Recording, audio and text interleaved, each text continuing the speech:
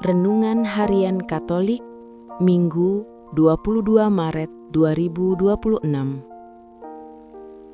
Yesus, kebangkitan dan hidup. Jawab Yesus, "Akulah kebangkitan dan hidup. Barang siapa percaya kepadaku, ia akan hidup, walaupun ia sudah mati. Dan setiap orang yang hidup dan yang percaya kepadaku tidak akan mati selama-lamanya." Percayakah engkau dalam hal ini? Yohanes 1 bab 11 ayat 25 dan 26. Saudara-saudara, kisah kematian dan kebangkitan Lazarus sangat menggugah. Bukan hanya karena kuasa Yesus atas kematian, melainkan juga karena kedalaman emosi dan iman yang terungkap di dalamnya. Lazarus adalah saudara dari Marta dan Maria. Mereka tinggal di Betania. Yesus bersahabat baik dengan mereka. Ia singgah di rumah mereka dan merasakan kehangatan penyambutan serta pelayanan keluarga ini. Ketika Lazarus jatuh sakit, kedua saudarinya mengirim kabar kepada Yesus. Namun Yesus sengaja menunda kedatangannya selama 2 hari. Ketika ia tiba, Lazarus telah mati dan dikuburkan selama 4 hari. Dalam percakapannya dengan Marta, Yesus menyatakan, "Akulah kebangkitan dan hidup. Barang siapa percaya kepadaku, ia akan hidup, walaupun ia sudah mati." Ini adalah inti teologi dan seluruh peristiwa. Yesus tidak hanya memberi hidup, ia adalah sumber hidup itu sendiri. Kata-kata, "Sekiranya engkau ada di sini, saudaraku pasti tidak mati," ditujukan kepada Yesus oleh saudari-saudari Lazarus, Marta dan Maria. Perkataan itu disampaikan bukan sebagai protes, tetapi mereka berdua yakin bahwa keberadaan Yesus memberikan keselamatan, sedangkan ketiadaannya menyebabkan kematian. Hal ini juga ditegaskan oleh Santo Paulus, bahwa jikalau Kristus ada di dalam diri mereka, mereka akan hidup dalam kebenaran.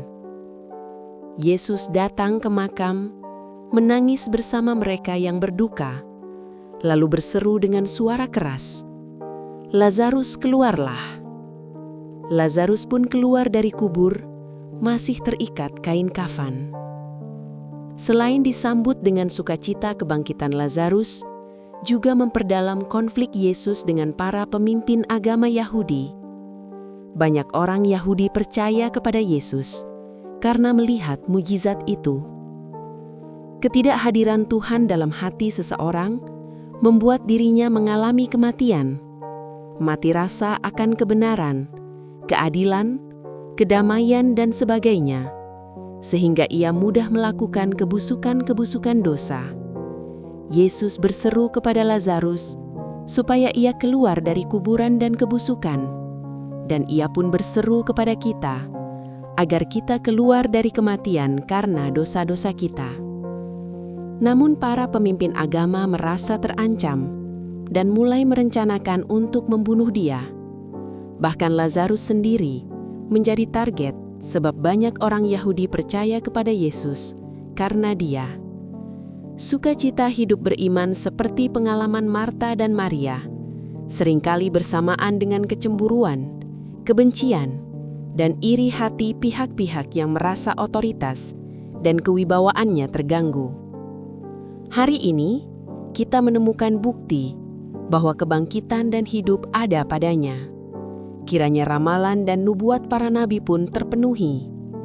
Hal yang hendak diungkapkan dari peristiwa ini adalah bahwa karunia hidup dari Yesus kepada manusia mencakup kematiannya dan pengorbanan hidupnya.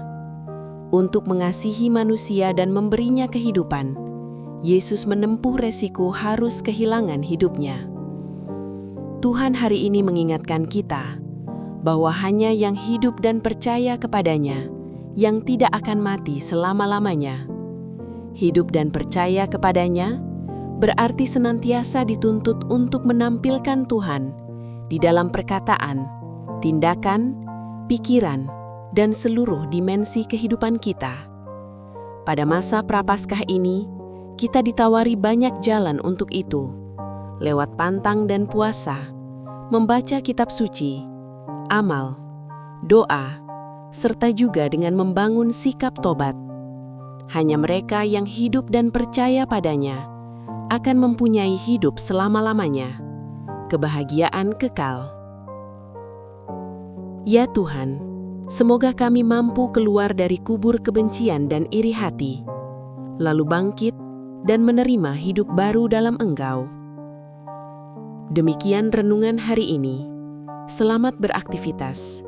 Semoga semuanya lancar, sukses, dan selamat. Tuhan memberkati.